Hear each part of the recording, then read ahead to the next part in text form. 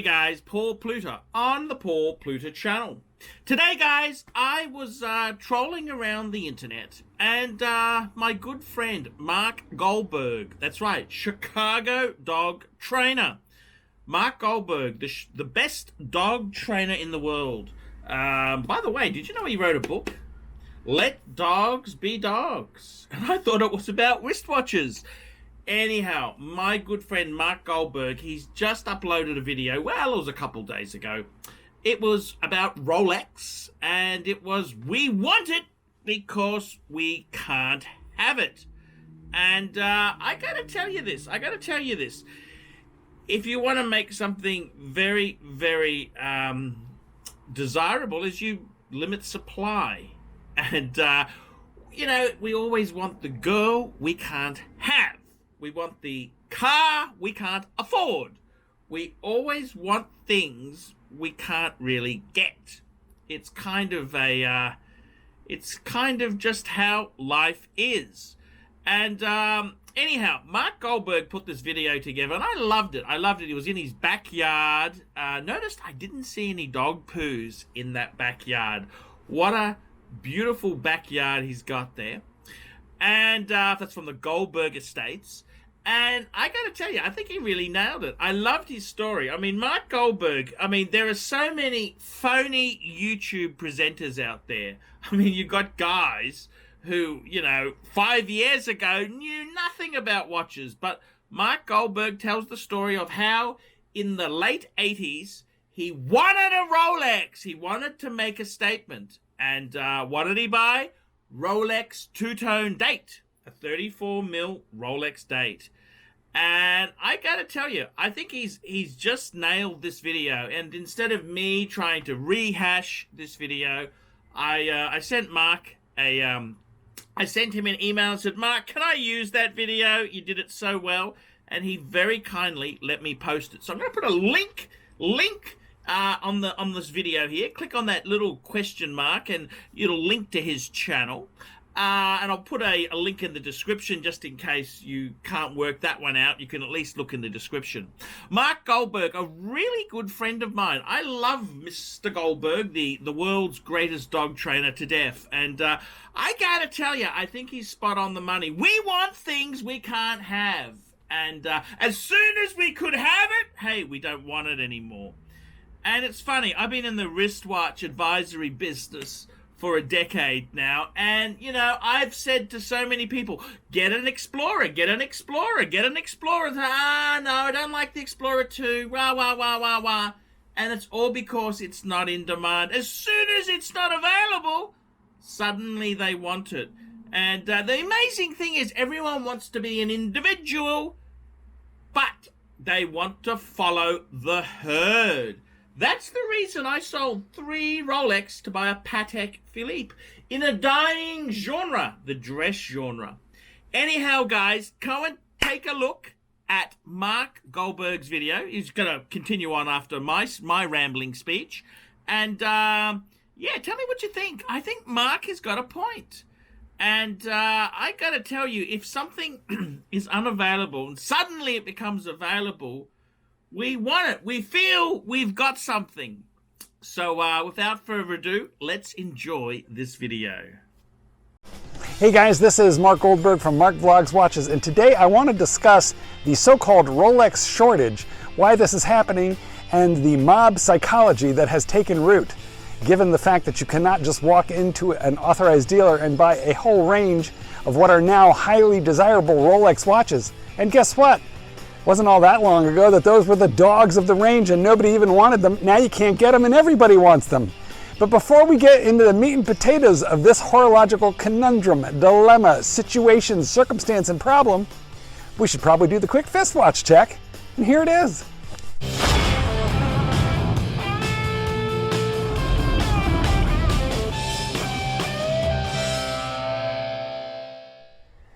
If you're already a subscriber to my channel, thank you so much. And if you're not, please definitely subscribe. We have so many more good times to share together. Speaking of unobtainable, today I am wearing a Rolex Submariner. As some of you OCD-oriented people will correct me, it is not a Rolex Submariner. It is a Rolex Submariner date.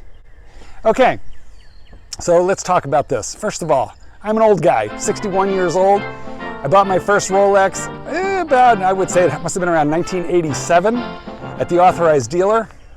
That authorized dealer is still there, and I still visit them from time to time. The problem with that dealer is I can't get them to take a deposit for, I couldn't get them to even take a deposit for this watch or a Hulk or, you know, like anything which is now considered good. But let me tell you, I remember in 1987, so, well, I guess I should say pull up a chair, kids. This is going to be story time for you youngins. So there it was, 1987. I walked into the authorized dealer here in Illinois. And I was a young Turk at the time. I fancied myself something of a genius business executive. And I wanted a watch that said, you know, hey, I'm up and coming. I'm successful. Stand back. Watch out for me. And so naturally, I wanted a dress watch because let me tell you, the watch to have back then was the Datejust. Now, all these steel sports watches were plentiful. They were cheap, and just get them out of my way. I don't want to see those. I will drop a picture of the watch that I purchased right here. And as you can see, it is a lovely 34 millimeter two-tone Rolex date with the date. Three-handed time and a date. And it's a lovely watch. It's small, very small by today's standards, but at the time it was considered very blingy and frankly a little daring because of all the Jubilee bracelet makes the gold shine and sparkle. It catches the light. I don't remember exactly what I paid for that watch, but I think it was somewhere in the $2,200 range. And I know that for something like a little more, but not much more than half of that, I could have had the, you know, the 1987 version of this. And had I bought the 1987 version of this for $1,200 or $1,400, it'd be worth $10,000, $12,000 now had I preserved it in original condition. And my little two-tone date, it's still saleable. It's probably worth $2,500, $2,600, $2,700. If you know more than me about the resale on that, put it in the comments. But I think that's about where it is, which is, you know, pretty amazing. It's an elderly watch that has held its value.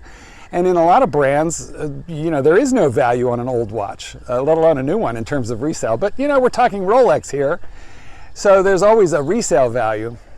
But that brings me to talking about the shortage. Look, first, I'm going to put a link to a video I made earlier in the description of this video, because I think there is a very specific strategic reason that you can't find Rolex hardly at all, or the type of Rolex that we're talking about, steel sports Rolex. Can't find it at the authorized dealer, and that's because Rolex has decided to go with Patek level limited edition difficulty in acquisition.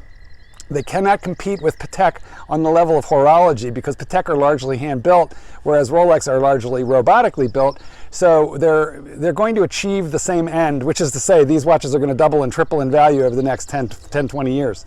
They're going to achieve that end by making it unobtainable and simultaneously desirable. So we are talking right here, the law of supply and demand is definitely going to take over. Okay, so here's the thing. Guys, psychologically, we want what we can't have. We want what we can't have. Listen, when I could have any Submariner in the case that I wanted, when I could have the Explorer 1, like any steel sports, the GMTs in the 80s, when I could have any single one of those that I want, I didn't want them. And guess what? I was not alone. You guys are young, you don't remember, but none of us wanted them. What did we want? We wanted those Datejusts that were difficult to acquire, that were, you know, you only had your choice of a few, and those were the highly desirable watches. Now, Rolex has flipped the script on us, and so all of a sudden everybody is complaining, oh, I can't get a Submariner. Oh, I can't get a GMT. Well, first of all, if you walked into a Rolex Emporium and it was like new iPhone day, you know, not on the day of release when there's a line, but 4 months later when there's nobody in the store and there's many of those iPhones in whatever color and configuration that you want, well, you wouldn't want the Submariner. In other words, if you walked in there and they had 50, 60, 100 of them, if they had Daytonas coming out the butt, you wouldn't want them. You want them because you can't get them.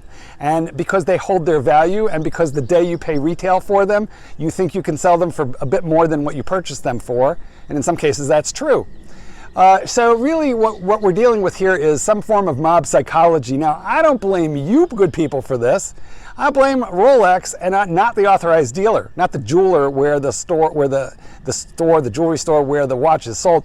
I blame Rolex, the manufacturer, the corporation, which is actually a foundation in Geneva, Switzerland.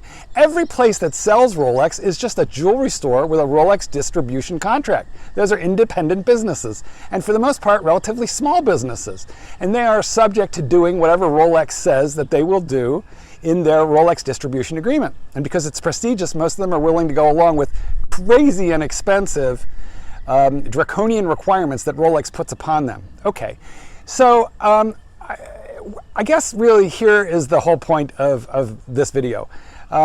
First, understand, the people that are complaining that they can't get a hold of a Rolex, well, I wonder how many of them really have $10,000, that they're just ready to like plop down on a Rolex. It's easy to complain about not being able to get something when you can't get it, but if you could, and you got to plop down 10 grand to get it, tell me, really, seriously, is that your situation? Are you just dying to plop 10 grand down on something that you don't have? Some of you are, some of you aren't. Now, by the way, I am not poverty shaming, okay? I work really hard for my money, and I know that 99.9% of you guys do too. Yeah, I own a lot of Rolex watches, and I have a confession to make. One of the things that I like about the brand is knowing that my money has just taken a different form, and if the SH hits the fan, I can convert it right back to money. Let me just move the camera here. You see the roof? See those windows? This is the property. Those windows all need replacement. The roof, you can see a little bit the roof. The roof I think has got maybe another 5 years on it. The siding, yeah, is going to need replacement. So I have like a whole lot of stuff. I got a lot of expenses, that I'm going to be having soon on this property. And if I'm really lucky and business goes well, my book sells. Let dogs be dogs. Buy it at a bookstore or an Amazon near you and support this channel. Buying my book is a great way to support the channel. Thanks, guys. If all that does well, if my new book does well, then, maybe I won't have to liquidate watches. But I like knowing I can go into the vault, pull out watches, and just get my money back and put that into siding and windows and roofing, if I need to do that. So that's really, for me, the big appeal of Rolex, specifically Steel Sports. So I am in the canoe with you people. Now, final thought.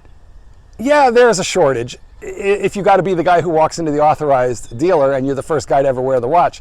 I bought this one on eBay used, full box, full papers, 2-year warranty, $8,500 out the door, box, papers, and 2-year warranty from a really reputable seller.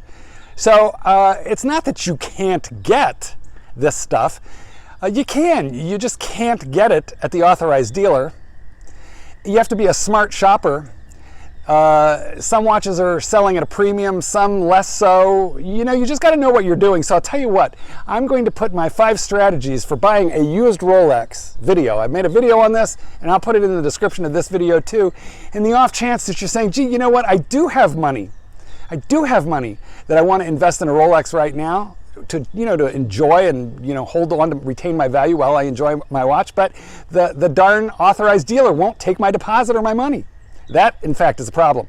So look, I bought a Polar Explorer, picture here. I bought that on eBay for $6,200, box, no papers. Anyway, there's lots of options. I guess really I'm trying to tell you, if you want to watch, have a look. Here's my two-tone Sky Dweller, box, papers, $14,000. That's well over $3,000 under MSRP and about $4,500 under MSRP plus tax. Have a look at the picture here. So guys, you can get most anything you want on the secondary market. Now, okay, if you want a Batman, yeah, you're going to pay through the butt for that. If you want the ceramic Daytona, yeah, that's a killer. But let's be real. If those were stacked up 500 deep at the authorized dealer, they wouldn't be holding their value. And frankly, you wouldn't want them. I probably wouldn't want them either.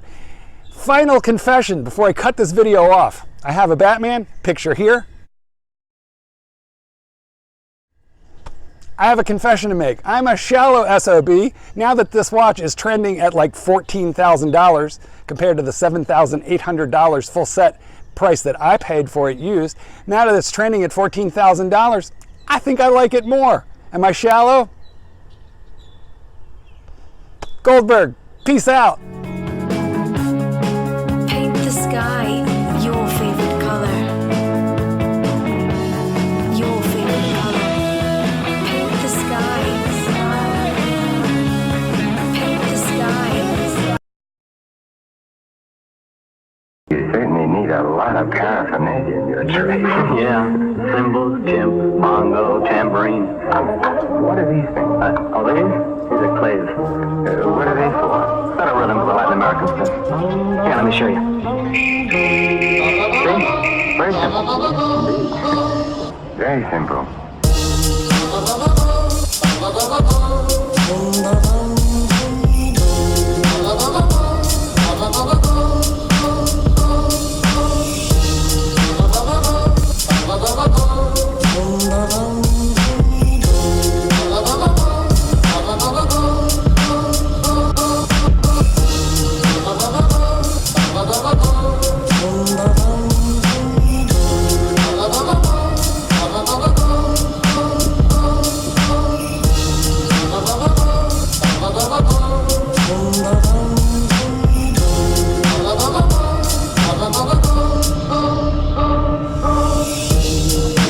Tied the ends of the guitar strings, the claves used for Latin American rhythms.